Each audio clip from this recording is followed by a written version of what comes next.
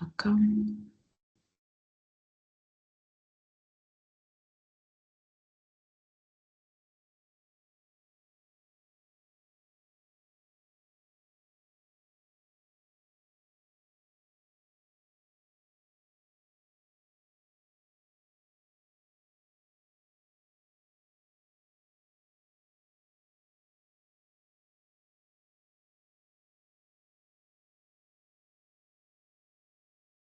¿Se visualiza la pantalla completa? Buenos días, profesora. Sí observa. Ya, muy bien. Si por algún momento se me va la señal o se entrecorta, me avisan, ¿ya? Bueno, ¿cómo están chicos? Buenos días.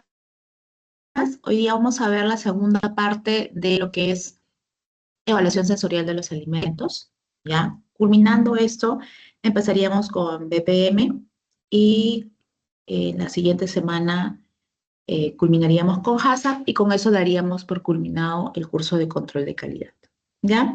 ¿Qué habíamos visto ayer? Habíamos dicho que en la antigüedad el hombre percibía los alimentos fundamentalmente por medio de sus sentidos, ¿no?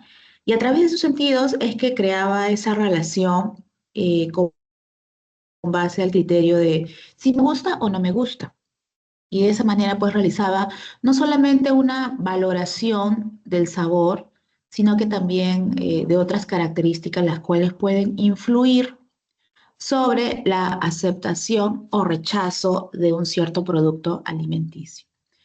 Y ya con el transcurrir de los años, con la evolución de la ciencia, con la evolución de la tecnología, con la evolución de la producción de alimentos y como una consecuencia objetiva del desarrollo de la sociedad humana, es que ya se crearon medios exactos para la descripción de las interacciones complejas entre el hombre y la percepción de la característica de los alimentos, ¿no? De su elaboración, de su consumo, y se desarrollaron tecnologías que han permitido a la sociedad contar con una amplia gama de productos alimenticios. Entonces, se han hecho como que más complejos los métodos de análisis de estos alimentos. Y eso ha llevado a la creación, al perfeccionamiento de métodos instrumentales en el laboratorio, ¿no?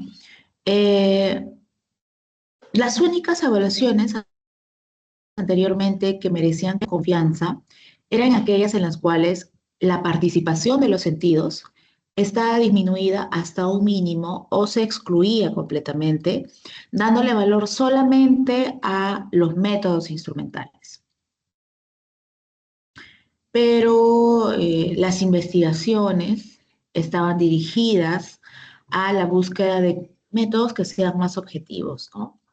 Que permitan realizar determinaciones de aquellas propiedades medibles de una forma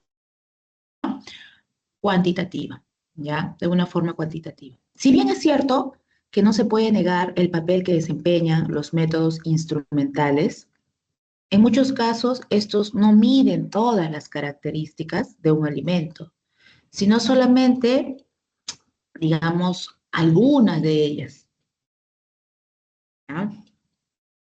Eh, Y la forma más directa de medir la calidad de un producto alimenticio es mediante la evaluación sensorial, ¿no? Es mediante la evaluación que la persona, que el hombre realiza con sus sentidos de las propiedades organolépticas de dichos productos. Esto es a través de la evaluación sensorial, ¿no? Y la evaluación sensorial es una disciplina científica mediante la cual se evalúan las propiedades organolépticas, el color, el olor, el sabor, el gusto, el tacto, ¿no? Eh, a través del uso de uno o más de los sentidos humanos. Entonces, mediante esta evaluación pueden clasificarse las materias primas, pueden clasificarse los productos terminados, conocer qué opina el consumidor sobre un determinado alimento. conocer qué opina el consumidor, su aceptación, su rechazo, conocer su nivel de agrado, ¿no? Conocer los criterios que estos tienen en cuenta en la formulación y desarrollo de los mismos.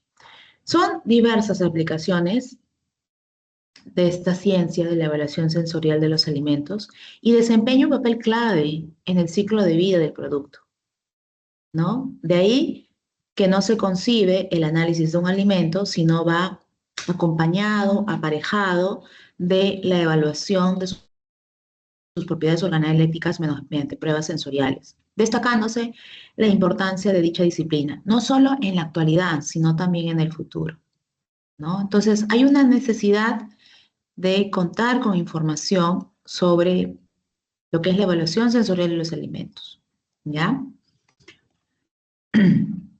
La importancia. Habíamos visto, nos habíamos quedado, habíamos hablado de los jueces, ¿no?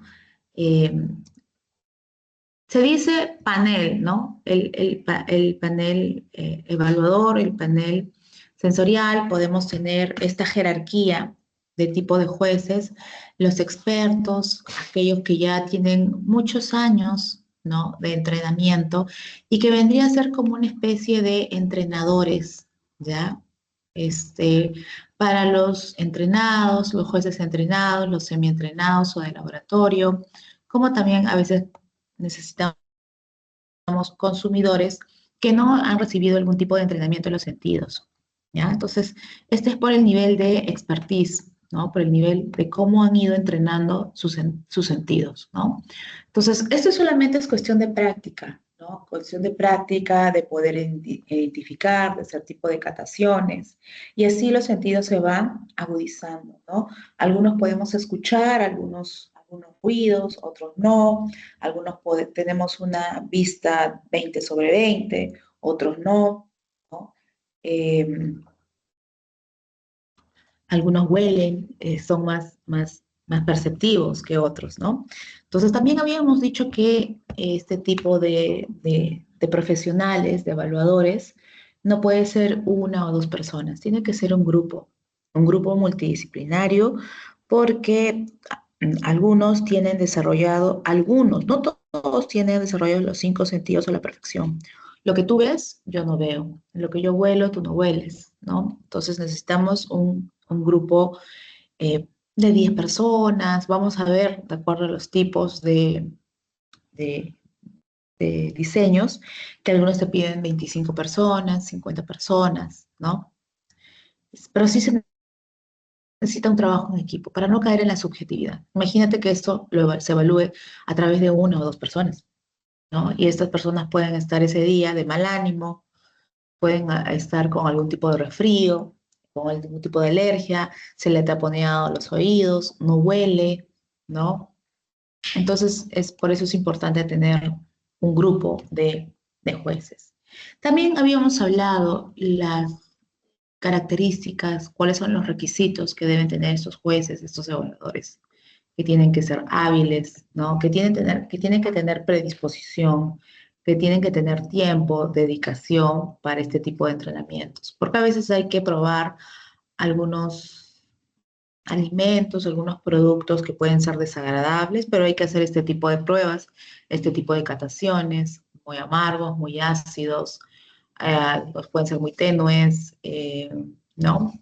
La disponibilidad, el interés de aprender, ¿no? Y, y sobre todo su grado de aprendizaje, su grado de evolución, ¿no? El de hacerse más sensitivo, ¿no? Entonces, también nos interesa mucho el tema del desempeño. Eso también lo habíamos dicho, ¿no? Que para entrenar jueces se debe tener en cuenta a un entrenador, ¿no?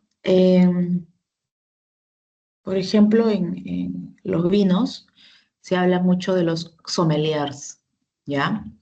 En lo que son los cafés y tés se llaman baristas, ¿no? Y yo no sabía, y pensé que me lo habían dicho como broma, pero una profesora del doctorado que tiene su empresa de cervezas en Chile, me dijo que también existe esta denominación para los que catan cerveza y se llaman chopelier. Cuando me lo dijo me reí, pero me lo estaba diciendo en serio, ¿no? Entonces, algunos que les gusta el tema de la cerveza, el tema de la catación, probar, ¿no? Y poder ser, digamos, un referente en tema de calidades, ¿no? Del cuerpo de la cerveza, el espesor, los grados de alcohol, podrían ahí formarse, ¿ya? Entonces, para entrenar jueces se deben tener en cuenta los siguientes factores. Un entrenador, ¿ya? Para que también pueda ver, así como él lo que percibe, el que está entrenándose, el, ¿no? El evaluador, tiene que coincidir, ¿no? Tiene que coincidir, puede ser, digamos, igual, o inclusive puede hasta ir perfeccionando más que el entrenador con el tiempo, ¿ya? Tiene que haber una evaluación del programa, o sea, cuál es el flujo de trabajo, ¿no? A qué hora se realiza, cuántas muestras van a evaluar, el horario, el lugar, dónde están los registros, que hay que hacer las anotaciones, entre otras cosas. O sea, tiene que haber una estructura, un programa con las pautas a seguir, ¿ya? La explicación y la práctica, la ejecución, y tiene que haber una etapa de lo que ha evaluado las personas que están en entrenamiento versus lo que evalúa el entrenador para ver si están percibiendo con la misma intensidad, ¿ya? Habíamos visto esto también el día de ayer, también habíamos hablado sobre las condiciones idóneas que debe tener un área de prueba y preparación, ¿no? Un área de prueba y preparación es aquella área donde se están preparando las muestras, donde se están codificando, no se están rotulando, no se está diciendo qué tipo de muestra es, solamente están poniendo un número, que también habíamos dicho que tienen que ser, por ejemplo, números 328, 424, o sea, tienen que ser números muy separados, con tres a más dígitos, ¿no? El área de preparación, digamos, hay una persona que está preparando y esta área tiene que tener algún tipo de ventana o la persona que está preparando o el coordinador se va a encargar de colocar las muestras en los cubiles donde están los jueces, los evaluadores. Pero de ninguna manera los evaluadores van a preparar sus muestras para llevarlo. O sea, esto lo tienen que ser aparte, ¿no? Tiene que ser aparte una persona que te va entregando. Habíamos dicho que tiene que ser un ambiente tranquilo, que no me cause algún tipo de distracción, incomodidad, que puede haber algún tipo de contaminación sonora. La ubicación tiene que ser adecuada, ¿no? Tampoco tiene que ser muy espaciados el área de prueba con el área de catación. Tienen que ser relativamente cercas, pero no, esto tiene que ser una sola área, ¿no? Tiene que, digamos, haber una cierta cercanía, ¿ya? La ubicación adecuada, separar el área de preparación, el área de preparación adecuada, tener un diseño adecuado, el color, ¿no? Es importante, tanto para el área de prueba como para el área de catación, tiene que ser un color en el cual sea claro, ¿no? Eh, digamos, que no opaque, ¿no? El ambiente. La iluminación del área tiene que ser suficiente, ¿no? Si hay algún tipo de ventana, complementarlo quizás con la luz artificial, ¿no? La luz natural complementada con la luz artificial, la ventilación tiene que ser adecuada, porque en el caso que hagamos pruebas de algunos productos que sean cocidos o que tengan un olor muy fuerte, entonces necesitamos que se disipen los olores rápidos y que no se quede concentrado dentro del ambiente donde se está haciendo la prueba de catación. La temperatura también tiene que ser idónea, ¿no? Habíamos hablado de las infraestructuras, este es el área de catación de prueba, habíamos hablado de los pisos, de las paredes, de las puertas, habíamos hablado del tema de la ergonomía, de las sillas, de los asientos, que tienen que ser las idóneas, ¿no? Ergonómicamente, porque estas personas van a estar sentadas un buen tiempo y a veces por incomodidad, ¿no? Uno quiere rapidito terminar porque se siente incómodo, pero eso no debe pasar, ¿no? Tiene que proporcionar, digamos, las mesas, ¿no?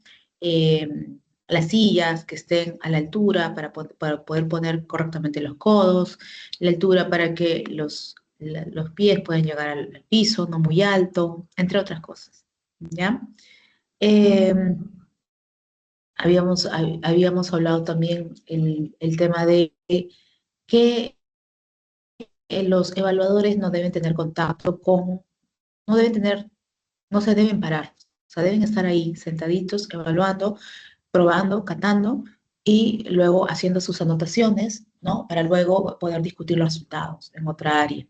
Entonces, si en algún momento, digamos, esta persona ya terminó de evaluar el producto o quiere, no sé, hacer algún tipo de consulta, tiene que haber acá como una especie de botón, de timbre, de pulsador, para que esto pueda llegar al área de preparación de muestra y pueda, digamos, una persona, ¿no? Venir, recoger la muestra, entregarle la otra muestra para evaluar, ¿no?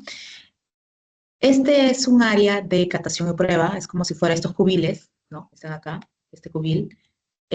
Acá podemos ver que tienen como una especie de grifo, ¿no? Como una especie de caño, porque a veces hay que enjuagarse la boca cuando estás haciendo muchas pruebas. También te quieres lavar las manos porque quizás también has ido palpando algunos productos, que puede ser algún tipo de condimentos, ¿no?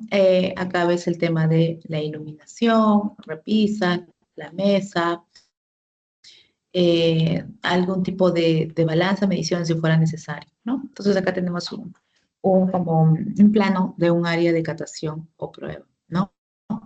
Y no solamente es el área de preparación de muestras y el área de catación, ¿ya? Sino también tenemos otras áreas como la sala de espera, ¿no? Cuando los evaluadores tienen que estar acá, todavía no se ha acondicionado el área de catación, una oficina administrativa, porque en este tipo de pruebas que se hacen, hay un laboratorio, ¿no? Siempre tiene que haber un laboratorio en el cual hay un control sobre la parte documentaria, ya sea de lo que es el perfil, las capacitaciones de los evaluadores, ¿ya? Digamos, demostrar la capacidad para poder hacer este tipo de evaluaciones, ¿no? ¿Qué tipo de entrenamiento ha recibido para poder hacer este tipo de evaluaciones, ¿no? Y cuando también tenemos un área de reunión, de trabajo en equipo, cuando, digamos, tenemos los resultados de los jueces y tenemos que discutir, deliberar sobre estas pruebas, ¿no? Eso es lo que habíamos visto el día de ayer, ¿ya? Ahora, con respecto a las pruebas sensoriales, la evaluación sensorial es un conjunto de técnicas, es un conjunto de medidas para la evaluación de diferentes atributos a través de los sentidos, ¿no? La evaluación sensorial es una interacción entre el alimento y el ser humano, y el hombre, a través de los sentidos, ¿ya? Y las funciones del análisis sensorial en una empresa, ¿ya? Em, Hablamos de HACCP, ¿no? De seguridad alimentaria, hablamos de buenas prácticas de manufactura, de buenas prácticas de higiene, ¿no? Cumplimiento con la legislación, satisfacción con el cliente. Y la evaluación sensorial, ¿no? El objetivo es la satisfacción del cliente, o sea, poder entregarle un producto que cumple sus funciones, ¿no? Nutricionales, eh, pero que sea agradable a los sentidos. Y a veces ahí hay que hacer algún tipo de modificaciones, ¿no? Quizás cambiarle de color, el bajarle un poco la intensidad del olor, ¿no? No sé si algunos han olido el cartílago de tiburón. Cuando lo destapan del frasco es horrible el olor, ¿no? Es insoportable, pero es un alimento altamente, es un producto altamente nutritivo, ¿no? Entonces, la evaluación sensorial busca eso, la satisfacción del cliente, la calidad competitiva, la excelencia, ¿ya? Eh, el alimento tiene propiedades físicas, químicas, estructurales, ¿no? Y para eso hay que hacer una evaluación sensorial y a través de las condiciones fisiológicas, motoras, ¿no? Condiciones psicológicas relacionadas al deseo, a la experiencia y las condiciones sociológicas étnicas, ¿ya? La calidad sensorial es el resultado de la interacción del hombre con el alimento. Depende también de las condiciones fisiológicas, sociológicas y psicológicas de la persona que evalúa ese alimento o el grupo que evalúa, ¿no? Porque a veces uno puede probar, a algunos les gusta el trigo o a algunos no les gusta el trigo, a algunos les gusta, por ejemplo, la cara pulcra, a otros no les gusta la cara pulcra. Y esa decisión de agrado o desagrado de un alimento va a depender de qué, de nuestras condiciones fisiológicas, sociológicas, psicológicas. A veces algún alimento puede causar rechazo para uno porque lo está asociando a una mala experiencia que tuvo en su niñez, ¿no? Entonces no es por un tema sensorial, sino que está relacionado a un tema psicológico, ¿no? La calidad sensorial no es una característica propia del alimento, ¿ya? Es la sensación provocada por determinados estímulos procedentes del alimento.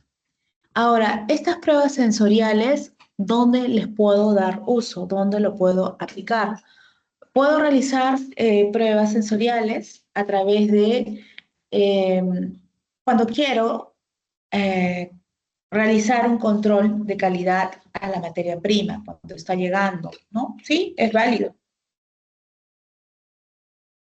Quiero hacer un control de calidad al producto terminado, o cuando quiero hacer un estudio, quiero desarrollar un producto y quiero lanzarlo al mercado, ¿no?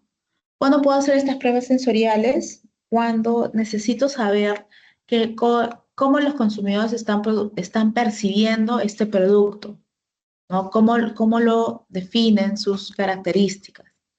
Las pruebas sensoriales también se pueden aplicar cuando quiero realizar el estudio de vida útil de un alimento, ¿no? Entonces, el estudio de vida útil de un alimento se puede hacer de la forma natural, donde tú colocas el producto, ¿no? A temperatura ambiente, en un lugar, y tienes que ver, ¿no? Día 1, día 2, día 3, día 289, día, no sé, 365, ¿ya? Y te das cuenta que este producto ya está descompuesto. O también empezar a darte cuenta que en el día 102 empezó a perder consistencia, ¿no?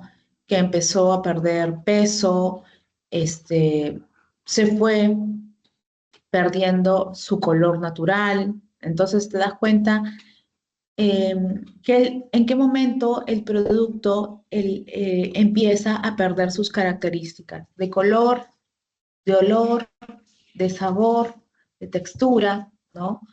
Eh, Visualmente, ¿no? Entonces, esa es una manera natural. Como también hay otra manera que para hacer el estudio de vida útil del producto hay métodos acelerados, donde quizás vas aplicando, digamos, altas presiones, vas acelerando el tiempo y rápidamente puedes saber que este producto, su tiempo de vida útil es de 6 meses, es de 8 meses, ¿no? Y cuando quieres hacer estas pruebas sensoriales, te va a servir mucho para determinar el estudio de vida útil del producto, cuando quieras hacer pruebas de mercado para nuevos productos que quieres lanzar. La evaluación sensorial también es importante porque una cosa es cómo lo perciben los evaluadores, los jueces, pero cómo lo percibe el consumidor, en el cual no ha entrenado sus sentidos, ¿no? Entonces, también queremos saber las preferencias del consumidor. Las pruebas sensoriales también se pueden utilizar cuando queremos investigar factores que influyen en el olor y aroma de los alimentos, cuando queremos investigar aromas, ¿no? Entonces, el análisis sensorial del alimento se, se usa mucho en el área de investigación, desarrollo e, e innovación, ¿no? Tengo muchos alumnos egresados de esta carrera que justo ahorita yo estoy enseñando prácticas preprofesionales 2 a los chicos de 10º ciclo. Tengo una alumnita que está practicando en la IBE y que está en el área de investigación, desarrollo, ¿no? El área de investigación y desarrollo, viendo toda la parte regulatoria, la parte normativa, haciendo pruebas, productos, ¿no? Tiene el AIBE, me decía que tenía como una línea de 400 productos y quieren innovar más cosas, ¿no? Entonces, importante el tema de buscar, ¿no? Nuevos productos, ¿no? El de incursionar con nuevos productos, sobre todo cuando ya tienes una marca posicionada y esta marca es como una marca paraguas, ¿no? Porque fabrican leche, mermeladas, mantequillas, panetones, ¿no? Entonces, como esta marca está posicionada, se puede dar ese lujo de poder desarrollar más productos, ¿no? Por eso es una marca paraguas. También tengo alumnos egresados que están trabajando en Ajinomoto, ¿no? He visto que también están trabajando en investigación y desarrollo en Molitalia. Entonces, imagínate esas marcas, Molitalia, Alicor, también tengo una alumna que está trabajando en Alicor, también viendo lo que es desarrollo e innovación de nuevos productos, innovando, ¿no? Eso es solamente en lo que es producto terminado, ¿no? Galletas, salsas, por ejemplo, Alicor, ¿no?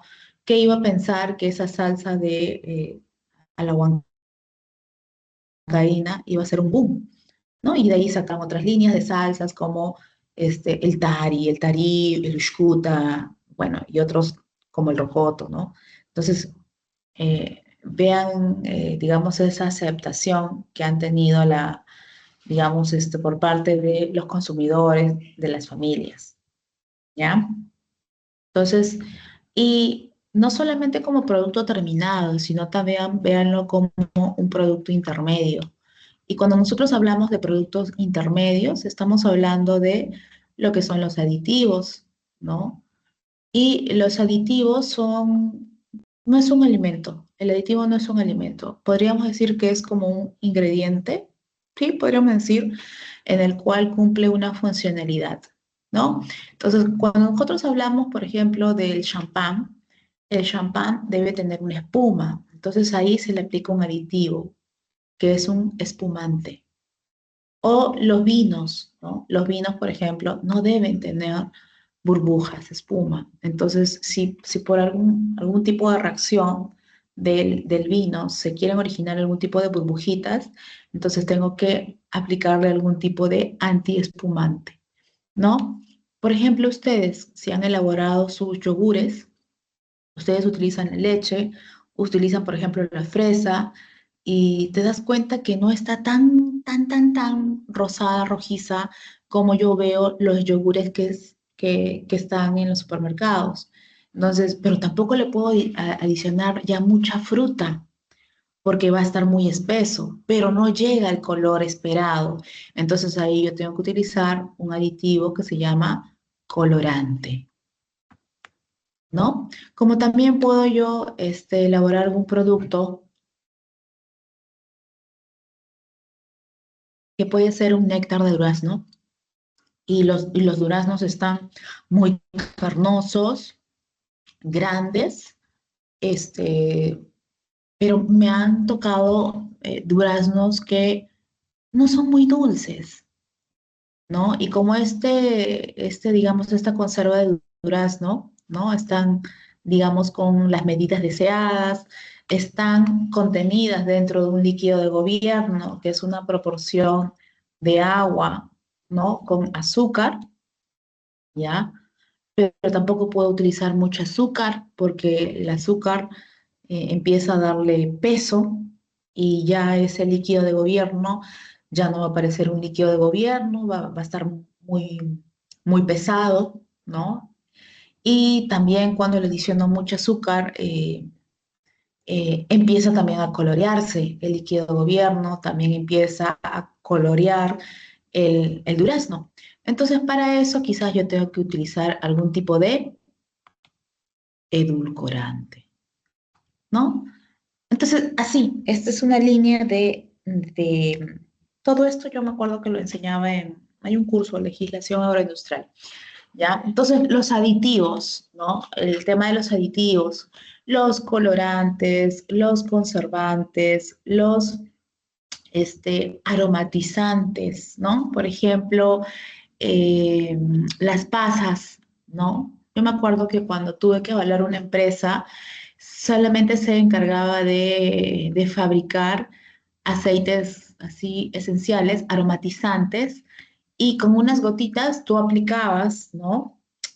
A tu panetón y olía, ¿no? O sea, ese olor del panetón no es propio de, de, de su elaboración, ¿no? A veces hay que, digamos, adicionarle algún tipo de aromatizante para que cuando abras la bolsa y te comes una tajada, pero no, guardas la bolsa, ¿no? Y ese panetón quizás lo vas a terminar tú en una semana. Cuando abras la bolsa, nuevamente vuelves a sentir ese olor y no se vaya con la primera abertura que tú haces a la bolsa, ¿ya?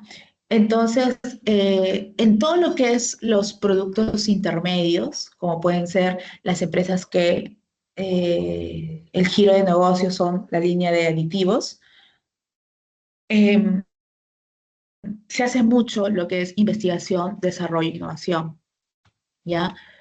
Por ejemplo, el tema de mi tesis en la maestría fue sobre el tema de goma de tara, ¿ya? Y la goma de tara, esta es la vaina, ¿no? Esta es como una leguminosa, ¿ya? Que se llama tara, y dentro de la leguminosa hay como pepitas, ¿ya? Y dentro de esta vaina hay como polvillos, polvillos. Entonces lo que se hace es extraer la cáscara, la cáscara y el polvo que se muele y luego se separa con las pepas, ¿no? Para que lo entiendan así. Y de la pepa se extrae lo que es la goma, ¿no? Lo que es la goma. Entonces, la goma es un espesante. Ese es su término, su denominación del aditivo. Es un espesante cuya función es darle cuerpo y consistencia. ¿A qué? En la industria alimentaria se aplica mucho marshmallows, los yoyos, los helados, los chocolates. En la industria no alimentaria se utiliza mucho esto para compactar las pastillas, ¿no? Las gomas. eh, y también en la industria cosmética. Tiene muchos usos el tema de la goma. Ahora, pero no todos estos, los marshmallows, los helados, los dentríficos, también se aplica mucho lo que es la goma de tara, ¿no? Para tener esa consistencia cuando ustedes expulsan la pasta dental a su cepillo. Entonces, pero no todos tienen ese mismo grado de espesor, ¿ya? Entonces, acá es cuando entra mucho lo que es el desarrollo, hacer las pruebas. O sea, para este tipo de producto, quizás esta goma tiene que tener tantos grados de centipoisis, o sea, más espesa, menos espesa, de acuerdo. Eso se llama customización, eso se llama personalización de la característica, ¿no? Para un producto que se quiere trabajar, porque esto es un producto intermedio, ¿no? Este es un producto intermedio, el, el espesante que le va a dar consistencia a un producto terminado final, ¿no? Entonces, es interesante este tema de la evaluación sensorial de los alimentos. Ustedes evalúense si es que les gusta estar en laboratorio, si no les gusta estar en laboratorio, si les gusta interactuar, si les gusta hacer este tipo de mezclas, este tipo de blending, este tipo de investigaciones, si les gusta estar familiarizados con los equipos de laboratorio, con los instrumentos, si son muy eh, analíticos, observadores, cuidadosos también, no hay que ser torpes, se me rompen las cosas, no, más que hablar, escuchar, observar, están trabajando con productos, ¿no? En los cuales hay que tener, digamos, tranquilidad, cuidado, precisión, hacer este tipo de evaluaciones, no, no tomarlo como juego, ¿ya? Saber registrar, saber reportar, si les gusta el tema de escribir, si les gusta redactar, si son ordenados, si presentan sus informes a tiempo. Entonces, así ustedes, o sea, ya están en la mitad de la carrera, ya el próximo año ya entran a cuarto, ya no hay ya no hay, digamos, forma de que ustedes retrocedan o dejan la carrera porque ya el próximo año van a estar ya a un 80% de terminar la carrera, ¿no? Entonces, pero ustedes tienen que ir viendo dónde es que ustedes se van, dónde ustedes van a caer como pez en el agua, ¿no? Algunos van a decir, no, yo quiero producción, a mí me gusta producir, me gusta este, digamos, la tecnología de los alimentos, otra va a decir, no, a mí me gusta más la parte analítica, la parte de la evaluación, la parte de evaluación sensorial, otros van a decir, no, a mí me gusta más auditar, me gusta, tengo una alumna que está haciendo sus prácticas, también de décimo ciclo, que ve toda la parte eh, documentaria, elabora fichas técnicas, los productos, ve los flujos, los procesos, interactúa con los trabajadores, ¿no? Ha logrado como unas 400 fichas, bastante ella, muy hábil, está practicando ella en Ajinomoto, la otra está practicando en Live, ¿no? Entonces ahí te vas dando cuenta que una persona tiene habilidad para algo, ¿no? Digamos, les van diciendo cómo están haciendo las cosas y ella lo documenta. Y como una empresa tan grande no había podido documentar tanta cantidad de productos y ella sí. Entonces ahí te vas dando cuenta, ¿no? ¿Qué habilidad tengo yo? Soy buena redactando, ¿no? Soy buena diagramando, soy buena en lo que es laboratorio, soy muy buena en la parte más de ejecución, en la parte de supervisión, de monitoreo, o alguien dirá, me gusta investigar, ¿no? Entonces, ustedes ya para el próximo año ya deben tener claro a dónde van a apuntar, qué tipo de empresa quieren ir postulando, aplicando, experimentando, ¿no? Yo tenía un alumno que él ya practicaba. Bueno, como él era de Cañete, de enero a marzo se iba a Cañete, regresaba, ¿no? Con su familia. Y en Cañete hay bastantes empresas agroindustriales, bastante. Y está cerca, o sea, de acá a Cañete son como 2 horas y media, será, o hasta menos, si corren un poco más, ¿no? Entonces él ya practicaba desde tercer año, cuarto, y ya antes de terminar la carrera ya estaba como supervisor. Ahora creo que está trabajando en Ranza, no sé. Entonces, el tema de ustedes ver qué es lo que les gusta. Y a él le gustaba mucho trabajar en planta, y eso que es bien pesado. Claro que es donde todos que tenemos que iniciarnos siempre, pero luego uno va viendo dónde va a ir, ¿no? Cuál va a ser tu línea de especialización, ¿no? Y a él, por ejemplo, le gustaba interactuar con los operarios, con los asistentes niveles, le gustaba mucho viajar, manejaba, ¿no? Entonces le gusta, entonces si a él le gusta, se siente bien ahí, entonces no lo sentía tan tedioso trabajar más de 12 horas al día, ¿no? Entonces ustedes también, si no practican, no se van a dar cuenta si esto me gusta o no me gusta, y sobre todo si soy bueno en esto o no soy bueno en esto, para ya descartarlo y ver las otras opciones, los otros campos de acción que tiene la carrera de ingeniería agroindustrial. ¿Ya? Entonces, el programa de evaluación sensorial, hay que plantearnos qué es lo que vamos a evaluar, ¿no? ¿Qué atributos se van a evaluar? ¿Qué resultados se esperan y qué cantidad de muestras se va a evaluar? Para eso hay que organizarnos, ver qué tipo de pruebas son las que se van a ejecutar, el diseño y contar con el panel de expertos. Y para la ejecución debemos tener listo lo que es el ambiente o el área propicia para hacer este tipo de actividad y la realización en sí. Y en la evaluación vamos a recopilar, vamos a analizar los datos obtenidos. ¿Ya? Muy bien. Eh, a ver, voy a ver, ¿no hay consultas? Ya, si hay algún tipo de interrupción o algo, me lo hacen saber. ¿Ya? Vamos para acá.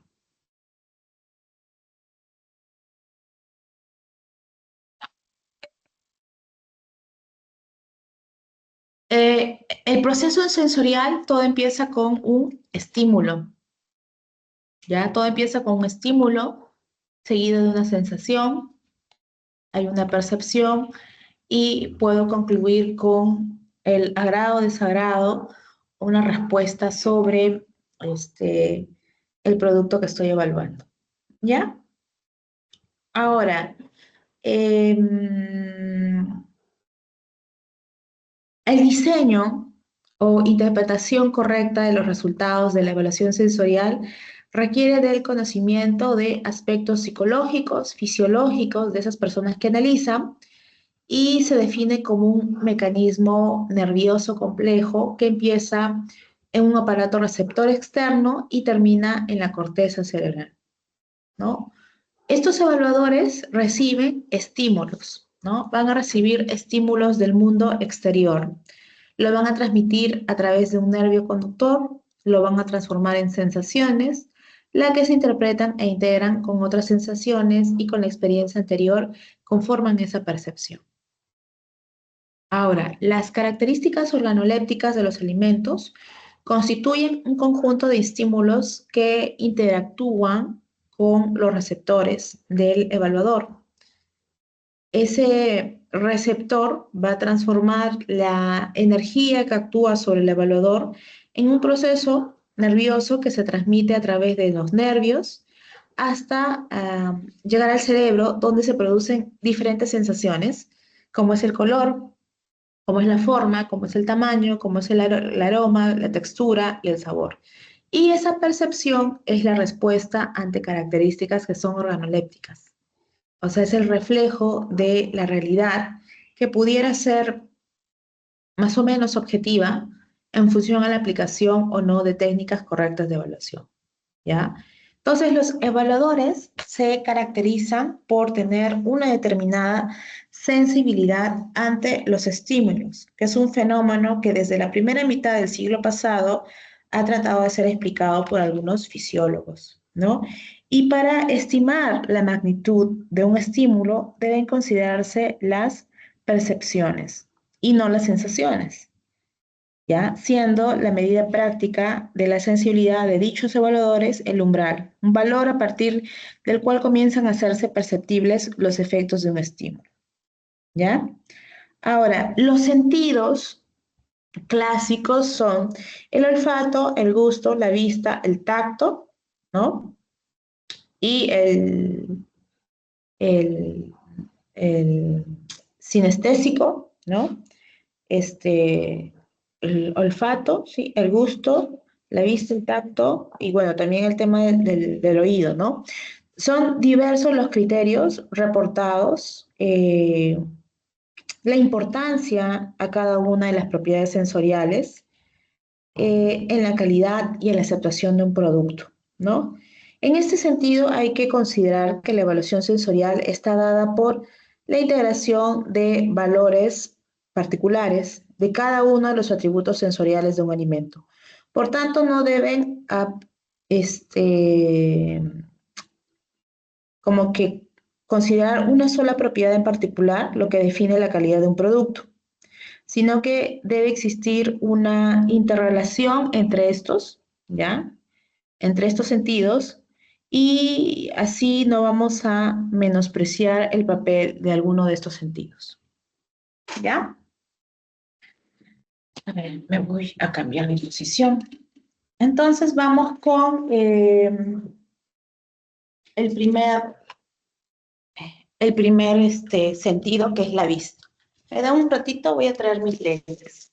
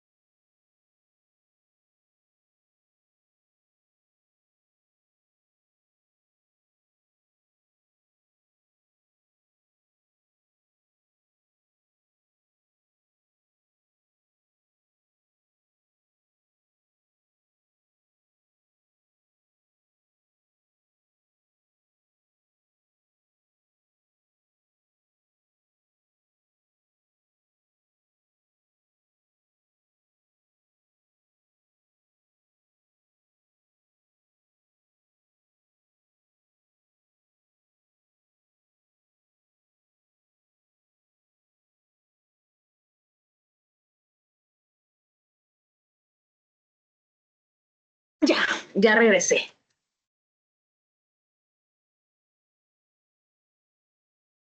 Vamos con el, el sentido de la vista, ¿no? ¿Qué nos dice?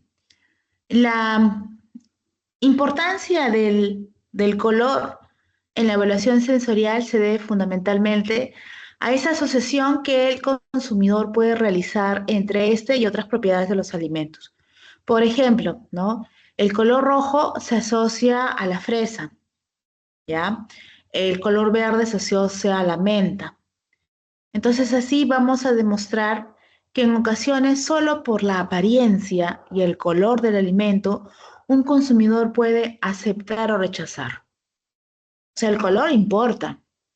Y ese mecanismo de percepción sensorial de color tiene su origen ¿dónde? En el ojo humano, el cual se encuentra situado en una cavidad ósea del cráneo, llamado órbita, y posee capas distintas, ¿no? La esclerótica, la carocoidea y la capa más interna sensible a la luz, llamada retina, ¿no? Que contiene pues los elementos nerviosos, cuyas fibras se transmiten finalmente al nervio óptico, siendo esto una porción receptiva del ojo, ¿ya? Entonces, estos receptores sensitivos están en la retina, ¿no? Se encuentran en la retina y nos permite detectar diferencias en longitud de onda, por lo que a veces se puede percibir para lo que son los colores cromáticos, para los colores neutros o para los colores que son acromáticos, como pueden ser blanco, gris y negro. Y además de que el ojo humano nos puede permitir determinar el color, también el ojo es el responsable de podernos brindar la forma y el tamaño de los objetos, ¿no? La evaluación del color en los alimentos es de vital importancia, ¿no? Tanto así que en la mayoría de las evaluaciones de un producto, el consumidor asocia el sabor de este con un color determinado. Si vemos un color rojito, debe ser dulce. Si vemos un color verde, debe ser el sabor un poco ácido. Entonces, al igual que en el resto de las características organolépticas, existen una serie de factores que van a incidir en la percepción de los colores, como puede ser la edad de los evaluadores. ¿Influye la edad de los evaluadores? Sí, también sus alteraciones fisiológicas que pueden afectar la retina del ojo. Existen también individuos que pierden la percepción en la proporción adecuada de los colores primarios, por lo que presentan una ceguera para lo que es uno o varios de estos, ¿no? El segundo sentido, que es el olfato, ¿no? Entonces, acá en la vista estamos relacionando el color y el sentido de la vista, ¿ya? La forma y la textura también, el tamaño. Y en el olfato estamos relacionando el olor con el sentido del olfato. El olor desempeña un papel muy importante en la evaluación sensorial de los alimentos. Sin embargo, su identificación y las fuentes de las que provienen son muy complejas y a veces se puede desconocer muchos aspectos de este campo. El olor de los alimentos se origina por sustancias volátiles que cuando se desprenden de ellos pasan por las ventanas de la nariz, ¿ya? Y son percibidos por los receptores olfatorios, ¿ya? Eh, Se dice que los seres humanos más o menos disponen de 1000 receptores conocidos que parece ser que distinguen unos 10.000 olores distintos, ¿no? Pero a veces el mecanismo olfatorio no funciona adecuadamente y se produce una significativa pérdida de la capacidad olfativa, ¿no? De la capacidad olfativa o una ausencia total de la facultad de oler, debido a varios factores como es la edad, como son algunas infecciones virales. Hay algunos que después de pandemia perdieron el sentido del olfato o parcialmente el sentido del olfato. Entonces hay factores como la edad, como algún tipo de infección, alergia, algo viral o el hecho de estar consumiendo tantos fármacos va perdiendo su mecanismo olfatorio. Entonces, dicha anomalía se conoce con el nombre de anosmia, ¿ya? El sentido del olfato funciona mediante todo el sistema nasal, ¿no? Y en el interior de la nariz, de la zona facial cercana a esta, existen regiones cavernosas, ¿no? Cubiertas de lo que es una mucosa llamada pituitaria, la cual presenta células y terminales nerviosos que reconocen los diversos olores y transmiten a través del nervio olfativo hasta el cerebro y se origina esa sensación olfactoria, ¿no? Entonces, un aspecto importante es la diferencia entre el olor y el aroma. El olor es la percepción de las sustancias volátiles por medio de la nariz. En cambio, el aroma es la detección que se origina después de haberse puesto en contacto el alimento en la boca. O sea, que el aire, en el caso del aroma, no es el medio de transmisión de la sustancia, sino la membrana mucosa del paladar. ¿Ya? A pesar de los intentos que se han realizado, no se ha logrado hasta el momento poder clasificar cuáles son los olores primarios, ¿ya? Tampoco se ha hecho una clasificación de los sabores, pero se han ido desarrollando, ¿no? Digamos, percepciones con los olores a una concentración hasta de 10 a 18 molares, ¿no? Los valores de un evaluador en general va a depender de una serie de factores. Así como decía, habían factores para el sentido de la vista, también hay factores que pueden afectar, ¿no? el sentido del olfato, como es el volumen, como es la duración del flujo de aire que llega a la mucosa olfativa. Otro puede ser la humedad del medio ambiente, así como el efecto de hambre, y se ha demostrado una relación inversa entre la sensibilidad del olfato. Existen factores de carácter interno relacionados con las variables de cada individuo, pudiendo ser el estado fisiológico de cada persona y también la edad. ¿Ya? El otro sentido que es el oído, ¿no? Que es el tema del oído, ¿no? El gusto, ¿m? Y el otro, el tacto. Bueno, más se trabaja con la vista, el olfato, ¿ya?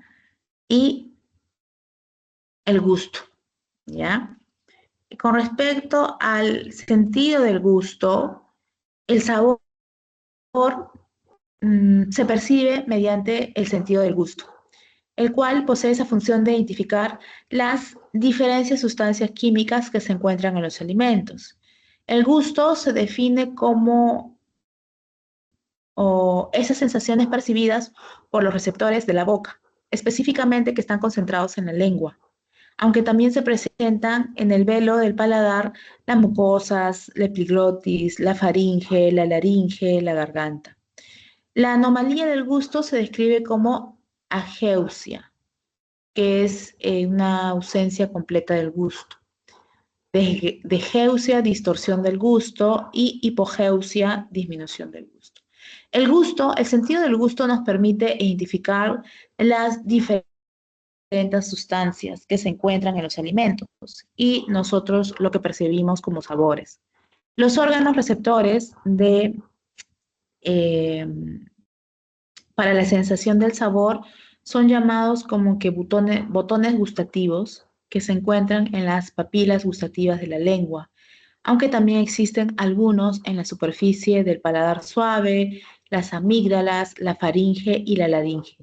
Y a partir de estudios fisiológicos se piensan que existe 4 sensaciones primarias, que es el tema de lo dulce, ¿ya? Que es el tema de dulce, que es el tema de salado, que es el tema de amargo y que es el tema de ácido, ¿ya? Es el tema de ácido. No sé por qué aparece esto. Ya, ya. Pluma, ¿no? Listo. Opciones de puntero, pluma. Vamos acá. Ahí está. Ajá. Ah, ya, ahora sí. ¿Ya? Entonces, existen estas sensaciones primarias, ¿ya? Que son los sabores básicos. El sabor dulce se percibe como una mayor intensidad en la punta de la lengua, ¿ya? Aquí, en la punta de la lengua. Eh, Ahí se encuentran células receptoras que van a detectar que azúcares, glicoles, aldehídos, cetonas, que están presentes en los alimentos, ¿no? Y el sabor salado o ácido, ¿no? El sabor salado, acá tenemos el sabor ácido, se perciben en los bordes interiores, anteriores y posteriores respectivamente, donde los receptores son estimulados por sales ionizadas o por hidrogeniones de las sustancias ácidas. Y el sabor amargo, ¿no? Se detecta fundamentalmente en la parte posterior o base de la lengua, donde se encuentran receptores de sustancias orgánicas que que contienen nitrógeno en su molécula o alcaloides como la quinina. Se ha demostrado que existen diversos factores que inciden en la detección de sabores, entre los que se encuentran la edad, a su asociación con los gustos y preferencias de ciertos alimentos, y que las papilas gustativas se degeneran con el tiempo, por lo que el umbral de detección e identificación puede variar, ¿no?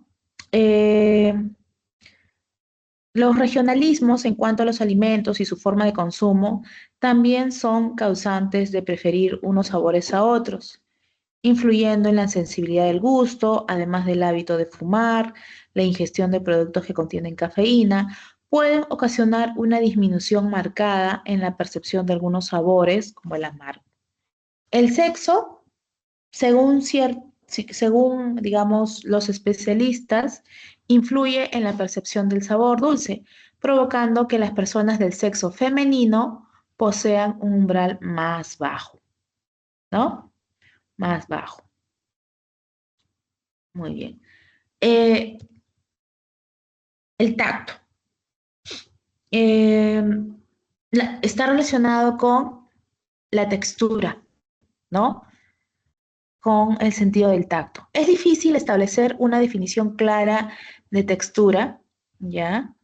Sin embargo, este término es de uso común, que muchas personas lo emplean y saben qué quieren decir en el ámbito de la evaluación sensorial de alimentos. Se han establecido diferentes conceptos de textura, que es como un conjunto de propiedades físicas que dependen de la estructura macroscópica o microscópica de un alimento y que puede ser percibida por medio de receptores táctiles de la piel y los músculos bucales, así como también a través de receptores químicos del gusto y receptores de la vista. ¿Ya? Entonces, se deriva que en la evaluación de la textura, además del sentido del tacto, intervienen otros sentidos, como es el auditivo y como es la vista. Y de ahí que sea de una propiedad difícil de medir e interpretar. La textura se compone de características, ¿no? De características como pueden ser las características mecánicas, como las características geométricas y como las características de composición o superficie, ¿ya? Las características mecánicas, esta de acá, eh, Dependen de la manera en que un alimento reacciona a la aplicación de un esfuerzo y se mide por la presión ejercida al comer, por los dientes, por la lengua, por el paladar. Son las características que más influyen sobre el comportamiento del alimento en la boca y está integrada por parámetros primarios y secundarios, como puede ser la dureza, la cohesividad, la elasticidad, la adhesividad, la viscosidad, la fragilidad, la masticabilidad, la gomosidad, la pegostiosidad y el crujido, ¿ya? Cuando hablamos de dureza, estamos hablando de aquella fuerza requerida, de aquella fuerza requerida para lograr una deformación o penetración de un producto en la boca. Y eso se percibe por la compresión del producto entre los dientes molares, ¿ya? Cuando quiero, digamos, probar alimentos sólidos o empleando la lengua y el paladar cuando quiero trabajar con elementos semisólidos. Y esos atributos están relacionados con la dureza.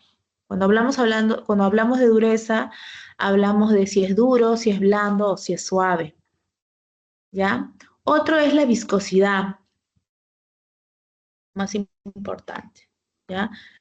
Eh, se, se corresponde con la fuerza requerida para aspirar un líquido desde una cuchara sobre la lengua o para extenderlo sobre un sustrato. Y los principales objetivos de la viscosidad puede ser si está fluido, si está delgado o si está viscoso, ¿ya? Y la cohesividad es un atributo relacionado con la fuerza necesaria para romper un producto. Por ejemplo, migajas de pan, piezas, incluye esa propiedad de fracturabilidad, masticabilidad y gomosidad. Cuando hablamos de elasticidad, eh, depende de la rapidez de recuperación después de una fuerza ejercida, después de una fuerza de deformación y del grado al cual el material deformado retorna a su condición original cuando cesa la fuerza deformadora. Entonces, cuando hablamos de elasticidad, podemos definir a un producto como si es elástico, si es maleable, ¿ya? La otro es la masticabilidad. Eh, es una propiedad mecánica de la textura relacionada con la cohesividad, que es el tiempo necesario, ¿no? Relacionado con el tiempo necesario y el número de masticaciones requeridas para dejar un producto sólido hasta ser tragado, ¿no? Y los principales adjetivos de la masticabilidad pueden ser si es tierno, si es masticable, si es correoso, ¿ya? Eh, Cuando hablamos de gomosidad, acá, gomosidad, es un atributo que está relacionado eh, con la cohesividad de un producto tierno, o sea, se relaciona con el esfuerzo requerido para desintegrar a un estado adecuado para la deglución. Los adjetivos de la gomosidad son si es pastoso, si es gomoso. Cuando hablamos de fragilidad, eh, estamos hablando de adjetivos como crocante, quebradizo, crujiente, desmenuzable, ¿no? Cuando hablamos de adhesividad, adhesivo, ¿no? Esa palabra, a veces escuchamos, es una fuerza requerida para remover un producto que se adhiere al paladar, ¿no? Se asocia a términos como si está pegajoso o si es adhesivo. Con respecto a las características geométricas, eh, se refieren al arreglo que tienen distintos constituyentes de un alimento, principalmente se manifiestan en la apariencia de este, por lo que en ocasiones se confunde con el aspecto. Sin embargo, estas características son lo suficientemente pronunciadas como para producir una sensación a través del sentido del tacto o por medio de la boca y se van a dividir en grupos. ¿ya? Tenemos la fibrosidad, la granulosidad, cristalinidad, esponjosidad, flexibilidad, friabilidad, hilosidad, tersura, aspereza, ¿ya? Y las que están relacionadas con el tamaño, las que están relacionadas con la forma de las partículas, las que están relacionadas con la forma y orientación de las mismas, se van a realizar esos atributos, ¿no? De granulosos, grumosos, si están perlados, si están arenosos, ásperos, fibrosos, cristalinos, esponjosos, entre otros. Y cuando hablamos de las características de composición, ¿ya? Las características de composición, características de superficie, se consideran de este grupo los atributos que guardan relación con el contenido de humedad, con el contenido de grasa de un producto, y los principales objetivos son adjetivos de esta característica de composición. Pueden ser adjetivos como reseco, como seco, como húmedo, como jugoso, como acuoso, como aceitoso, oleoso, graso, grasiento, ceboso, magro, entre otros. ¿Ya? Bueno, ahí están algunas definiciones de las propiedades, ¿no? Dureza, gomosidad, el flavor, ¿no? Este concepto de flavor, no sé si lo han escuchado, nos dice que es la combinación del sabor y el olor y puede estar influenciado por sensaciones de dolor, de calor, de frío y sensaciones tácticas, ¿no?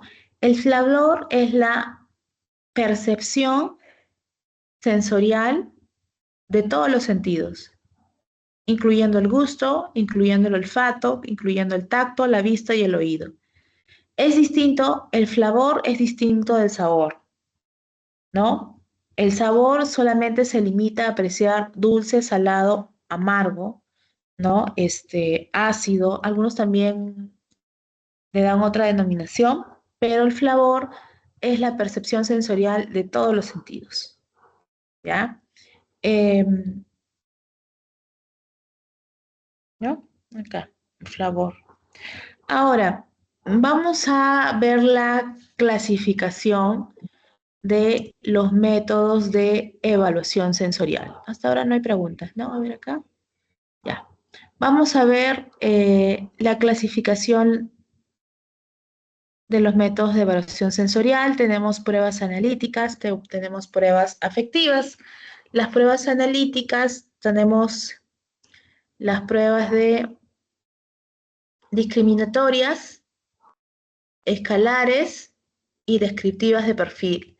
Las pruebas discriminatorias, la diferenciación, tenemos las pareadas, las dúo, trío, triangular, ordenamiento, de comparación múltiple, sensibilidad, prueba de umbral, dilución, las escalares ordinales, de categoría intervalo, estimación de magnitud, las descriptivas, tenemos aquellas tiempo e intensidad, perfil del sabor, de textura, análisis cuantitativo descriptivo. Y las pruebas afectivas tenemos aquellas pruebas de aceptación, de preferencia y escalares. De aceptación se emplea una muestra simple, de preferencia pareada, y escalares, escalas hedónicas, escalas de actitud. ¿Ya?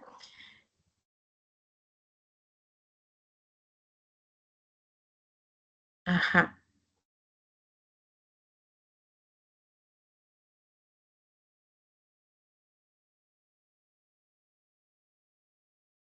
A ver, esto que avance, ¿no?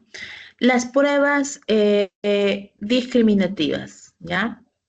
Las pruebas discriminativas.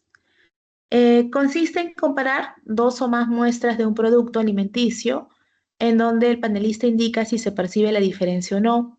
Además, se utilizan estas pruebas para describir la diferencia y para estimar su tamaño. Las pruebas discriminativas se clasifican en pruebas de diferenciación y pruebas de sensibilidad.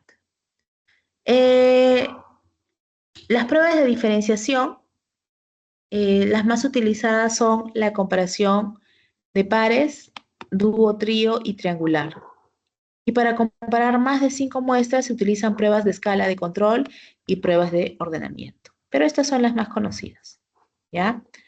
Estas pruebas discriminativas es utilizado para comprobar si hay diferencias, ¿no? Las pruebas de diferenciación para comprobar si hay diferencias entre productos, y la consulta al panel es cuánto difiere de un control o producto típico.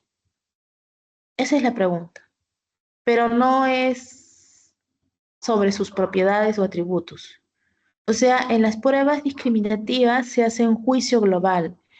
Por ejemplo, ante una muestra A y una B, se pregunta cuál es la más dulce, o ante A, B y C, donde dos son iguales y una tercera es diferente. ¿Cuál es la distinta? ¿No? Esas son las pruebas de diferenciación. Y las pruebas de diferenciación tenemos tres tipos: comparación de pares, prueba de dúo trío y la prueba triangular. La prueba de pares, esta prueba consiste en presentar, nos dice, eh, a los panelistas dos muestras de un producto alimenticio, evaluar, preguntarlo en el formulario sobre alguna característica que esté evaluado del producto, como cuál de las dos muestras es más dulce, más insípida, o cuál de las muestras es más dura, cuál de las dos muestras es más ácida, ¿no? Entonces tenemos un formato donde colocamos el nombre del evaluador, del juez, la fecha que se realiza y el nombre del producto. Si no te dicen el nombre, debe haber un código NM348, eso colocarlo. Y acá tienes un formato, te ponen, por ejemplo, tres muestras, están codificadas, ¿no? Como les digo, tienen que estar codificadas, no 1, 2, 3, ni tampoco 48, 49, 50, o sea, no números pequeños, ni tampoco números que sean consecutivos uno del otro, sino que se tienen que utilizar dígitos, ¿no? 4 dígitos, 5 dígitos, y que tienen que estar totalmente dispersas las codificaciones. Entonces ustedes pueden acá indicar cuál es la más ácida, la más dulce, la más crujiente, etcétera, y colocan sus comentarios. Esa es la prueba de diferenciación, ¿ya? Consiste en presentar a los panelistas solamente dos muestras, y nos tenemos que evaluar sobre una característica. Ahora, este es otro formato también de la prueba de diferenciación. También puede ser así, solamente marcar una X, te dice cuál es la muestra más dulce, cuál es la muestra más dura, cuál es la muestra más oscura, o cuál es la muestra más agradable en cuanto al aroma. Entonces, solamente los marcan, ¿no? Esa es otra forma de formato. Igual colocan los datos del evaluador, la fecha, el nombre del producto y algunos comentarios. El principio de la prueba de pares, ¿ya? Acá nos dice que las pruebas se pueden catar varias veces, pero en un orden específico, ¿ya? El cual debe indicarse antes de iniciarse la evaluación. Estas muestras deben ser codificadas con los números que aparecen a continuación. O sea, tienen que ser números muy aleatorios, ¿ya? Tienen que ser muy aleatorios. Los principios de la prueba de pares es que se aplica para la identificación de diferencias sobre alguna característica predeterminada, evaluación de preferencias, con el fin de conocer si existe alguna preferencia por alguna de las muestras. Eh, este tipo de pruebas discriminativas, donde evaluamos solamente una característica, si es más dulce, si es más salado, si es más crujiente, es como que una prueba relativamente como que las más iniciales, las más sencillas, y este tipo de pruebas sirve para cuando alguien se está entrenando como, como evaluador, como un evaluador sensorial de alimentos. Entonces, este tipo de pruebas se utiliza mucho en el entrenamiento, y también este tipo de pruebas, cuando yo estoy entrenándome como evaluador, también va a servir para que los jueces junior, perdón, los jueces expertos puedan ver mi evaluación con respecto, ¿no? Oye, sí, exactamente este, este producto es más intenso, ¿no? Es más, es más, más salado que el otro, ¿no? Entonces te permite para en tema de entrenamientos. Y también este tipo de evaluaciones te permite para mejorar la formulación de un producto, ¿ya? La otra prueba, principio de la prueba de pares, el análisis de los resultados de la prueba se realiza después de la catación, recolectada la información plasmada en el formulario, tabulando los datos de acuerdo al ejemplo del formato, y así se puede realizar una tabulación, ¿no? Yo acá tengo 9 jueces, 9 evaluadores, de los cuales nos preguntan cuál es la muestra menos amarga, ¿ya? Entonces tenemos estas muestras, ¿no? Donde 9 te dicen que la muestra 7379 es menos amarga que esta muestra. Entonces acá alguien está percibiendo diferente que nosotros. Acá tenemos otra muestra también, ¿no? Otra muestra, ¿ya? Que viene a ser la misma muestra, solo que el mismo producto, solo que presentado en diferentes vasitos, ¿no? En diferentes vasitos, ¿ya? Eh, es eso, ¿no? Acá, bueno, acá se obtuvo un total de 22 respuestas correctas, ¿no? Está sumando esto, 7, 6 y 9, dice, se obtuvo un total de 22 respuestas correctas al consultar la tabla 1 del anexo 1 y se puede ver que para un nivel de significancia del 5% se requiere que 21 panelistas acierten para poder determinar la diferencia significativa, iniciando esto que existe un 95% de confiabilidad de los resultados, ¿no? Entonces acá tenemos, por ejemplo, unas evaluaciones, ¿ya? Hay evaluaciones con 5% de probabilidad, ¿no? Niveles, entre otros. La otra prueba es la prueba de dúo-trío. Y para esta prueba se presenta ya no 2 muestras, sino 3. Se presenta a los evaluadores, a los panelistas, 3 muestras simultáneas, de las cuales una de ellas está marcada como muestra de referencia con la letra R y 2 muestras codificadas con números aleatorios como en la prueba de comparación de pares, de las cuales una de ellas es igual a la muestra patrón y la otra es diferente. Acá el panelista debe diferenciar de las muestras codificadas y definir cuál es igual a la muestra patrón R.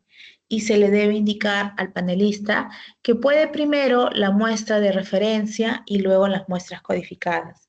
Y para esta prueba se puede utilizar este formato, ¿no? Tenemos acá nuevamente los datos, nombre del producto, fecha y en el formato dice, frente a usted hay 3 muestras de nombre de una referencia marcada con R y las otras 2 codificadas, ¿no? Hay una muestra que el frasco está, ¿no? Con esta codificación y tienes dos, 2 muestritas, ¿no?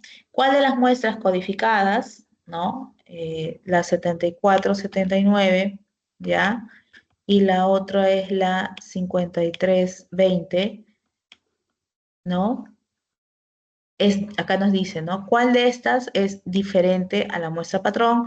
O te pueden hacer la pregunta, ¿cuál de estas muestras es igual a la muestra patrón? Y lo colocas ahí. ¿En qué casos se aplica este tipo de pruebas de lo que es dúo-trío? ¿En qué casos? Bueno, cuando se realiza control de calidad, siempre y cuando los panelistas conozcan muy bien las características de esa referencia, de esa muestra patrón. Y esto se utiliza mucho para cuando quiero trabajar en desarrollar nuevos productos, cuando quiero cambiar una tecnología para reducir costos, cuando quiero seleccionar y entrenar catadores, también este tipo de prueba me ayuda bastante y medir el tiempo de vida útil de los productos o cuando quiero cambiar formulaciones, ¿ya? Las pruebas discriminativas, ¿no? El análisis estadístico para esta prueba consiste primero en organizar la información plasmada por los panelistas en los formularios, de acuerdo a la pregunta formulada, cuál de las dos muestras codificadas es igual a la muestra de referencia, y se tabulan los datos organizándolo en una tabla. Y acá podemos ver que tenemos 7,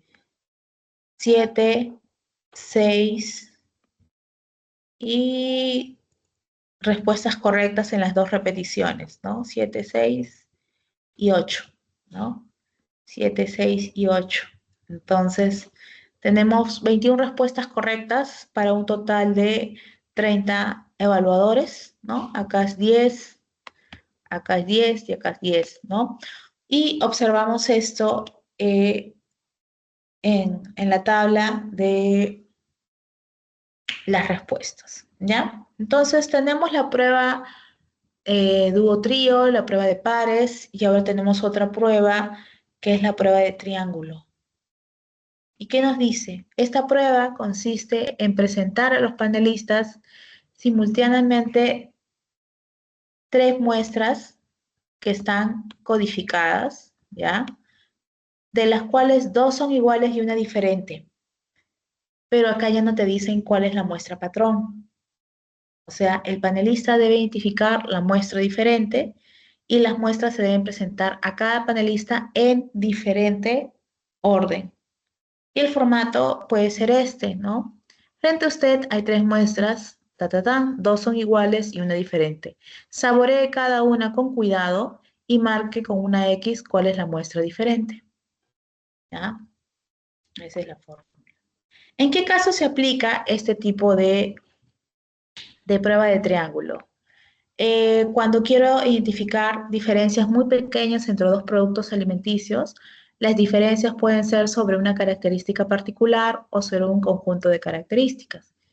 Cuando quiero entrenar evaluadores, panelistas, o también puedo utilizarlo cuando se cuenta con un número pequeño de panelistas o cuando no están bien entrenados, ¿no? Eso es lo que nos dice. Las pruebas descriptivas.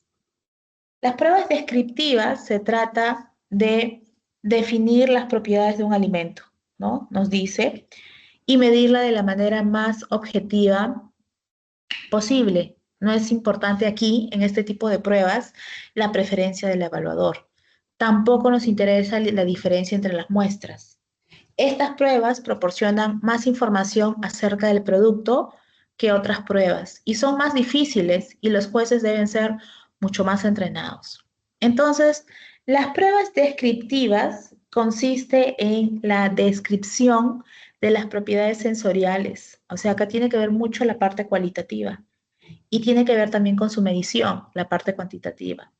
Las pruebas descriptivas es más completa, ¿no? O sea, para la primera etapa, eh, ver qué nos recuerda, cómo se describe cada olor, y a medida que transcurre el entrenamiento, la persona reconoce ese olor, reconoce inmediatamente y lo describe. Es decir, eh, como decimos que los jueces, los evaluadores tienen que ser más entrenados, es porque ellos ya han agilizado ese proceso mental estímulo-respuesta. Y en esta fase se comienza a trabajar con el producto, ¿no? Se empieza a trabajar con el producto que será objeto de evaluación y se desarrolla un vocabulario de 8 a 15 palabras para describirlo, ¿no? Frutado, cocido, quemado, cuerpo, astringencia, dulzor, acidez, intensidad total, ¿no? Entonces se desarrollan vocabularios con palabras para describirlo, ¿no? Esas son las pruebas descriptivas. Las pruebas afectivas, ¿no? Las pruebas afectivas, este tipo de pruebas del evaluador expresa su reacción ante las muestras, indicando si le gusta o lo disgusta, si lo acepta o lo rechaza, si lo prefiere o no. Se puede clasificar en pruebas de preferencia, pruebas de grado de satisfacción, pruebas de de rechazo, ¿no? Este tipo de pruebas es como un test hedónico y en este caso se trabaja con evaluadores no tan entrenados, ¿no? No entrenados también. Y la pregunta es si les agrada o no el producto. Y el consumidor debe actuar como tal, o sea, el consumidor debe actuar como tal. Lo que sí se requiere, según la circunstancia, es que sea el consumidor habitual del producto que está en evaluación. Aquí, contrariamente, este tipo de prueba es a los evaluadores que realizan un control de calidad. O sea, nunca se les consulta si el producto es de su agrado, simplemente evalúan. En cambio, en este tipo de pruebas efectivas, sí no se interesa su agrado. O sea, tienen que decir si son distintos, si no se difieren, ¿no? Si son dulces, amargos. El hedonismo se deja de aparte porque ellos actúan como un instrumento de medición en las pruebas anteriores, ¿no? Y en este tipo de pruebas afectivas, eh, el evaluador expresa su reacción. En las pruebas de preferencia, el análisis sensorial en el cual los evaluadores están relacionados directamente con el producto. Pueden ser empleados, pueden ser consumidores, y en estas se deben seleccionar entre dos o más muestras cuál prefiere. Y el objetivo de las pruebas de preferencia es comparar dos o más muestras para determinar cuál de ellas indica una mayor intensidad de agrado según sus características. Y acá trabajamos con consumidores habituales, o sea, no trabajamos con evaluadores entrenados. La prueba de medición de satisfacción, estas pruebas son utilizadas principalmente para evaluar más de dos muestras o para conocer más sobre uno o más productos específicos. Se evalúa el grado de satisfacción de los jueces hacia él o los productos. Y el objetivo es calificar dos o más muestras según la satisfacción del evaluador hacia estas. Y la prueba de aceptación o rechazo, este tipo de pruebas nos muestra el deseo que puede tener una persona por adquirir, ¿ya? Y eso depende no solo de si le agrada o no el producto al probarlo, sino también de qué, de su cultura, de sus hábitos. Y el objetivo de esta prueba afectiva es reconocer si el producto evaluado podría ser comprado o podría no ser comprado. ¿Ya? Entonces, en el análisis descriptivo, regreso para acá, en discriminatorio mejor, acá para que no nos confundamos en la clasificación. Acá, ¿no? En este tipo de análisis discriminatorios, ¿ya? Que habíamos visto dúo, trío y triangular, ¿ya? En este tipo de análisis discriminativo se emplean como mínimo de 20 a 25 personas, ¿ya? Más o menos de 20 a 25 personas, debido al tipo de ensayo, ¿ya? Debido al tipo de ensayo. En cambio, los análisis descriptivos, ahí está acá, los análisis descriptivos, utilizamos algo de 10 personas, ¿ya? 10 personas, debido a la dificultad de entrenar a una mayor cantidad. En cambio, en los análisis discriminativos, sí se emplea como mínimo 20 a 25 personas. Y en las pruebas afectivas o las llamadas pruebas desde el consumidor, para los que los resultados sean válidos, se requieren numerosas respuestas, por lo que a veces se trabajan con 80 personas a más, ¿ya? Es eso, ¿ya? Eh, ¿Cuál es el tiempo necesario para entrenar a un panel de evaluador, ¿no? Para los análisis descriptivos, a veces toma entre unas 6 a 8 sesiones hasta que cada evaluador aprende el vocabulario, aprende las escalas. Y en el análisis discriminativo es mucho más rápido, ya que no es necesario un gran entrenamiento, ¿ya? En cambio acá, en los descriptivos, es menos personas, más capacitadas, y bueno, toma tiempo capacitar a estas personas, por eso no podemos tener tantas. En cambio, las discriminatoras sí puedo tener 20, 25, ¿no? Porque el entrenamiento es un poco más light. Y en los test de consumidor, acá, ojo, en este tipo de pruebas afectivas, vuelvo a repetir, yo no estoy trabajando con un panel, con un evaluador, con un juez. Estoy trabajando con personas normales, consumidores, y no demanda entrenamiento, porque este tipo de evaluaciones son personas que yo puedo tomar ahí en la calle, que evalúen su agrado o desagrado, y es algo espontáneo. Y acá no demanda preparación, pero para que esta evaluación pueda no ser subjetiva, tengo que evaluar a muchas más personas, ¿no? Unas 80 personas, ¿no? Eh, Eso sería, ¿no? Entonces, sobre el tema de evaluación sensorial, ¿ya? Son las 9:48. Regresamos a las 10:10, ¿ya? ¿Les parece? Estamos regresando a las 10:10 para poder empezar con lo que es BPM. Voy a detener la grabación, ¿ya?